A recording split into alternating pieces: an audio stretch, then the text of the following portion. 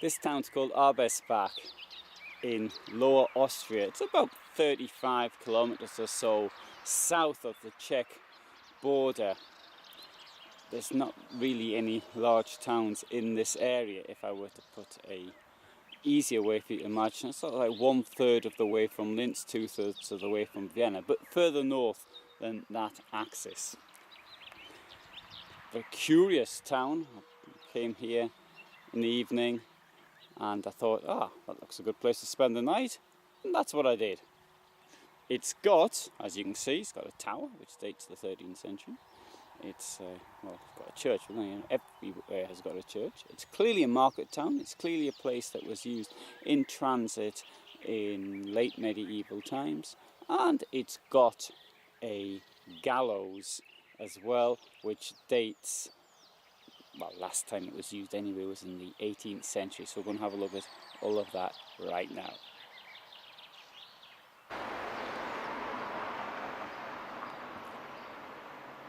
I came out for a walk last night, 8:30, and it was pretty dead. No one in the streets. I cannot remember a car going past, even though this is the main road between Vettel and Linz. And of course everything was closed. I think somebody might have been here in this bakery down there. So anyway, the sun's quite bright now, which is going to make it difficult to see. It's going to be a little bit dark. I shall film anyway. I'll try and walk slowly. Now this Kirschbaumeier bakery's clearly been here for a very long time. And this construction of the street, to me, it is very much in line with how I imagine a stopover place would have looked like in the late medieval period, with the inns and the way the street is actually shaped. At the bottom there's a place where the vicar lives, the vicarage, or the priest's place, which dates to the 18th century, as does the church. And here, Herren House, so that's where the Lord lived. The 1593 is the date of construction. We'll look at that on the way back.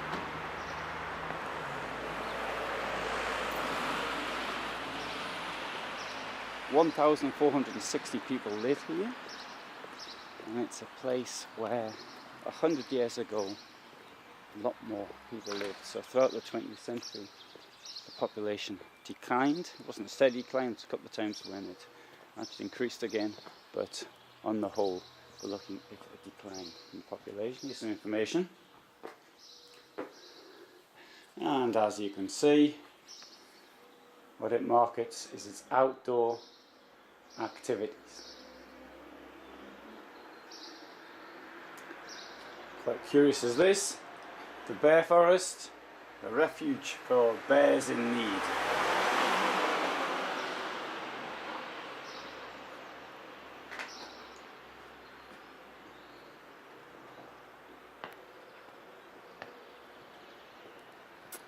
And the castle up there is from the 13th century. This is the maypole. So it's the 16th of May today. And this is a column, but for what is the question?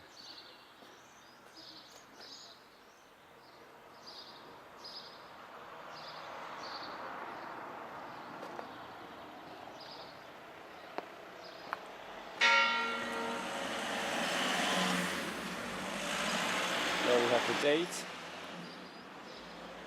1615.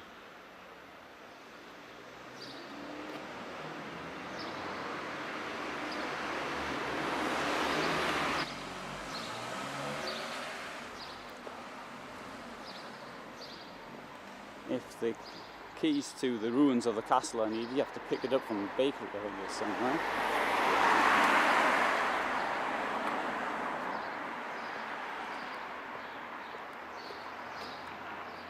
I'll just have a look from the outside.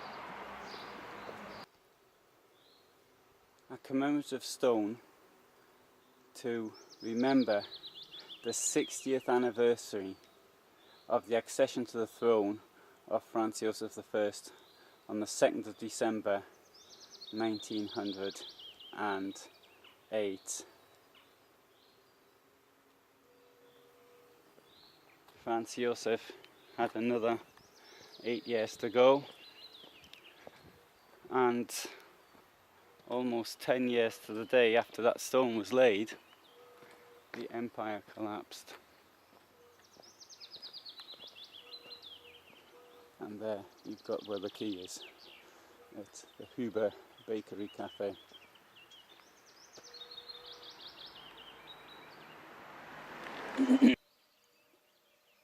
Stone commemorates Dr. Siegfried Mandl and his sister Gisela, who were doctors here in Arbesbach from 1901, and after the Nazi time they came to a tragic end because they were Jewish. Dr. Mandl took a overdose of morphine in May 1939, some 14 months after the Nazi takeover and annexation of Austria. Sister Gisela was sent to Theresienstadt in 1942, and she died there on or before the 1st of June 1944. At the time of his death, Dr. Mandl was around 70 years old.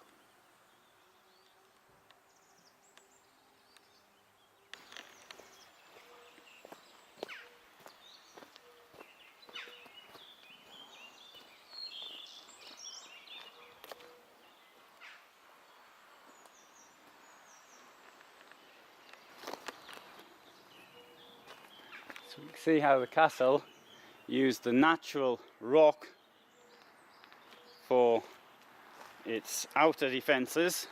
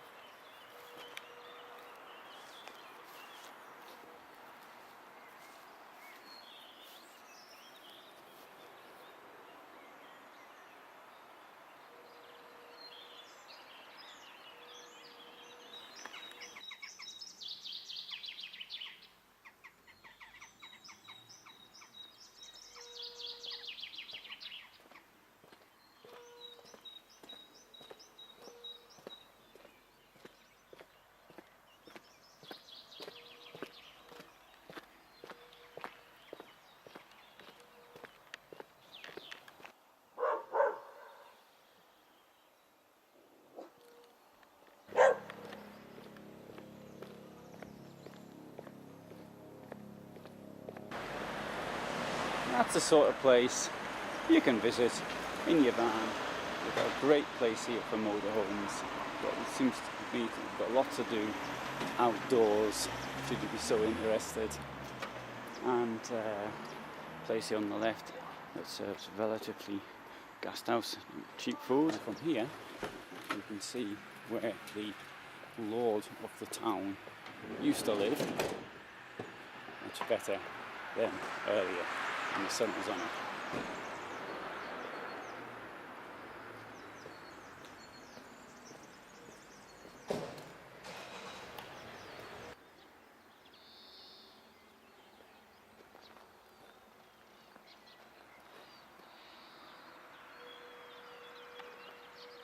The gallows, place of execution here in Arbesbach.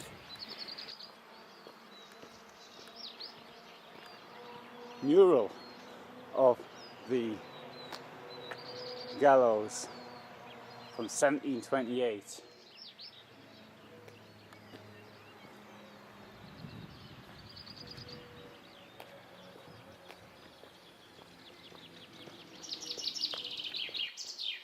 Now, how about that for unusual rock formations?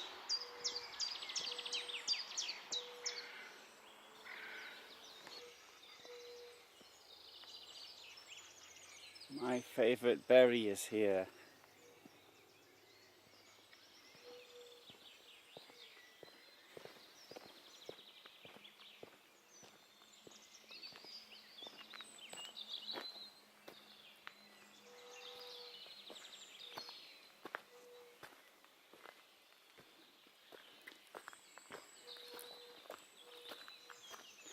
I put this into the GPS and tried to work it out like that, but it's slightly different. Well, not really slightly different, it's quite a lot different. So, but that's to be for a warning for anyone else who should come. Having said that, the signposts are quite clear.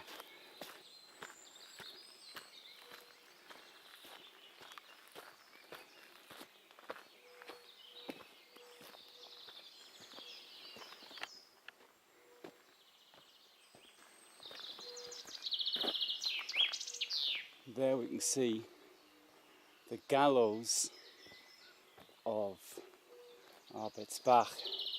I use the word gallows because I'm taking it from the German Galgen, but in English we refer normally to gallows to mean a place of hanging, whereas here various forms of execution were used. And it's located at the top of these stony outcrops at a place which I imagine could be seen easily. I suspect it may not have been in the forest when this was built, so it would stand out as a warning to everyone. The place is called Galgenberg,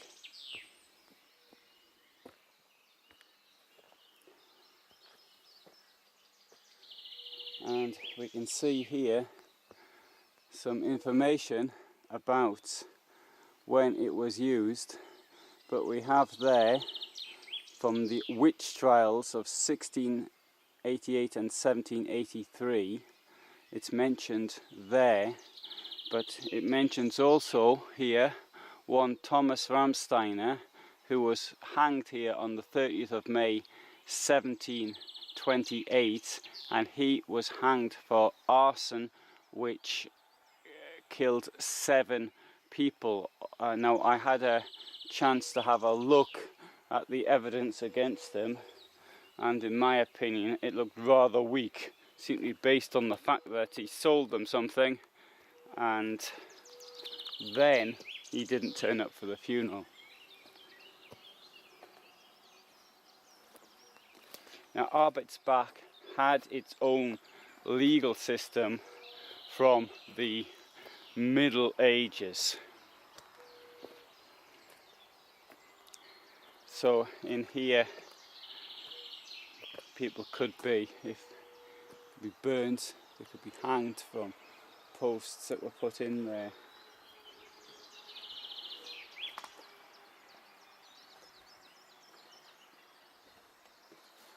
And other forms of execution were used.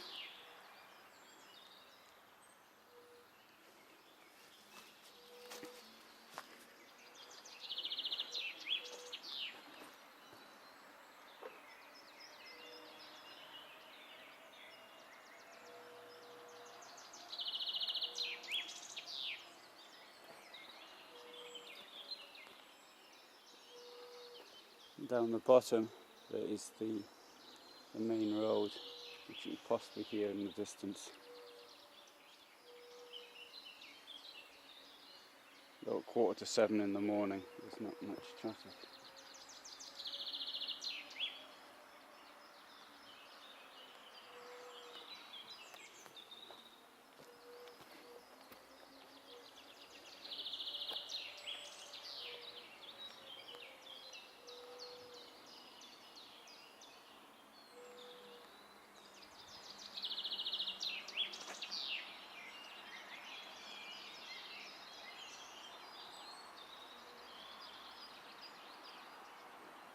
If you want any more information, please go to the link. I will write down there what I know about it. Other people may actually add more information, and I will add that to my text as well. But please go to the link to be able to see that.